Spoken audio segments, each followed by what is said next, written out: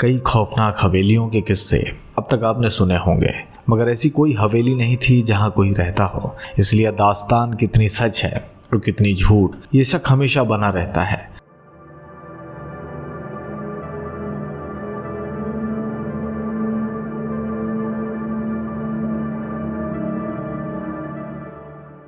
मगर आज हम आपको जिस हवेली की कहानी बताने जा रहे हैं, वहाँ एक परिवार रहता है और साथ में रहती है रमिया, जिसे मरे हुए 200 साल का वक्त गुजर चुका है।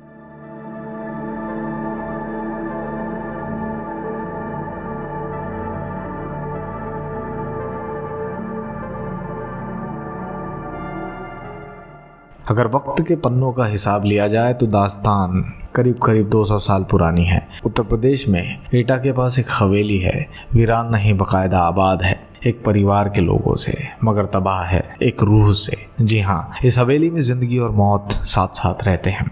अगर हादसों के मद्देनजर फैसला लिया जाए तो यहाँ मौत जिंदगी पर बहुत भारी पड़ी है।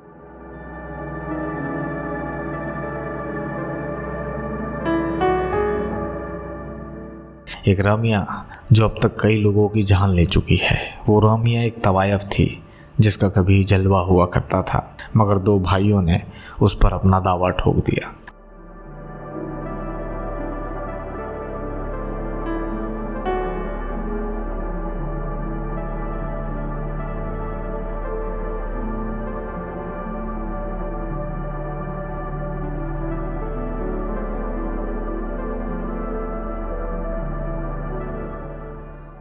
उत्तर प्रदेश के एटा ज़िले के पास एक पुरानी हवेली है।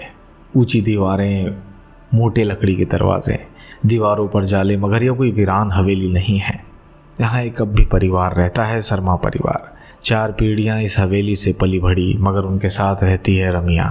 रमिया एक नाम जो केवल हवा में नहीं है, हवेली की हर ईंट में गूंजता है। एक तवायफ, एक अदाकारा, या कहिए एक अभिशाप।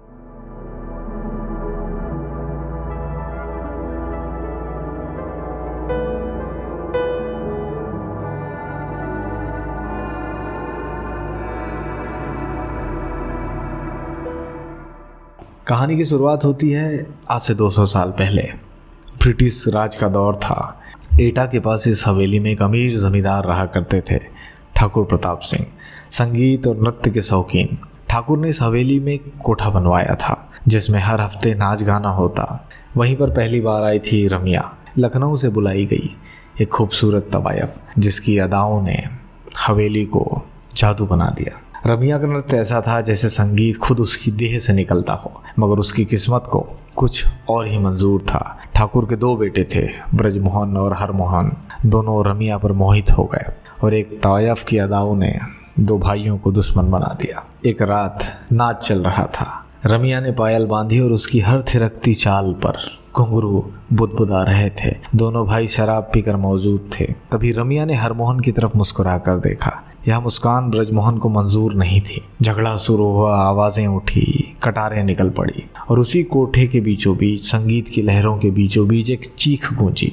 रमिया के सीने से खून बह निकला। किसी ने क्या देखा, किसने क्या किया, आज तक इसका कोई जवाब नहीं मिला, मगर सुबह होने से पहले रमिया मर चुकी थी। ठाकुर ने बदनामी के डर से रमिया का अंतिम संस्कार नहीं करवाया। उसे उसी कोठे की दीवार में जिंदा गाड़ दिया गया, यह कहकर कि अब कोठा बंद रहेगा। मगर शायद सबसे बड़ी यही भूल थी। यह पहला दरवाज़ा मौत की दुनिया का, जिसे दुनिया के लिए खोल दिया गया। वक्त गुजरता गया, ठाकुर मरे, उनके बेटे भी मरे, हवेली वीरान हो गई। मगर बंद कोठे में अक्सर रातों को घुंघरियों की आवाज़ आती, कोई धीमी सी नाजुक हंसी। किसी को भी लगता कि कोई छत पर नाच रहा है। आज से लगभग 80 साल पहले इस हवेली को खरीदा था राम प्रसाद शर्मा ने। कीमत बहुत कम थी। लोगों ने मना किया कि हवेली में मौत रहती है, मगर शर्मा जी ने हंसकर कहा कि भूत प्रेत नहीं होते भैया। शर्मा आज अपने परिवार के साथ इस हवेली में रहने आ गए। शुरू में सब कुछ ठीक था, लेकिन एक रात उनकी पत्नी रजनी को सपने में एक औरत दिखी, घुंघरू पहनकर कोठे में नाचती हुई। सुबह होते ही रजनी की हालत बिगड़ गई। डॉक्टरों ने कहा कि मानसिक तनाव है, मगर 2 हफ्तों में रजनी की मौत हो गई। रजनी की मौत के बाद हवेली में कुछ अजीब घटने लगा। बच्चों के खिलौने खुद ब खुद हिलते, आधी रात को पायलों की आवाज़ सुनाई देती, घर में अचानक ठंडी हवाएं चलती और दरवाजे अपने आप बंद हो जाते।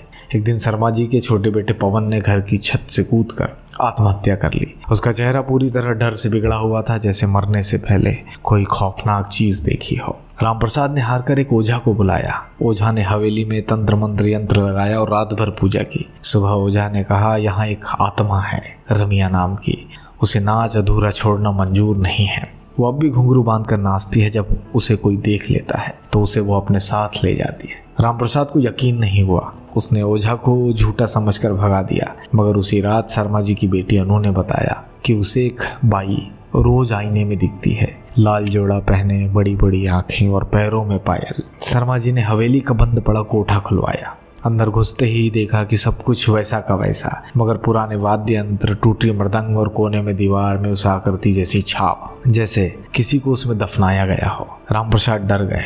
उन्होंने तुरंत कोठे को फिर से बंद कर दिया और दरवाजे पर ताला जड़ दिया। मगर तब तक बहुत देर हो चुकी थी। उस रात हवेली में अचानक आग लग गई, सिर्फ कोठे के पास। आग अपने आप बुझ गई, लेकिन उस धुएं में रमिया की आकृति दिखी, नाचती हुई, मुस्कुराती हुई। इसके बाद हवेली में एक के बाद एक 4 मौतें हुई। अब हर पीढ़ी में कोई न कोई मौत अचानक रहस्यमयी हालतों में हो रही है। लोगों ने कहना शुरू कर दिया कि रमिया अपना नाच किसी न किसी की मौत के साथ पूरा करती है। आज भी हवेली में शर्मा परिवार की नई पीढ़ी रहती है, मगर रात के वक्त हवेली के कोठे की तरफ कोई नहीं जाता। हर अमावस्या की रात घुंघरुओं की आवाज आती है। लोग कहते हैं कि रमिया आज भी वहां नाचती है, अधूरे प्यार, अधूरे नृत्य और अधूरे बदले के साथ। अनु, जो अब 30 साल की हो चुकी है, वह अक्सर रात में किसी से बातें करती है और जब उससे पूछा जाता है तो कहती है, वो दीदी आती है मुझसे मिलने लाल जोड़े में, वो बहुत सुंदर है। मेरे आपसे कुछ सवाल हैं। क्या रमिया सच में आत्मा है? क्या हवेली में मौतें महज संयोग है? और अगर रमिया को मुक्त करना है तो उसे आखिरी बार कब नाचने देना होगा? शायद जवाब हवेली की दीवारों के पीछे छुपा है, या शायद रमिया के घुंघरुओं की झंकार में। अगर आप कभी वहां जाएं, उस हवेली के पास न जाना। और अगर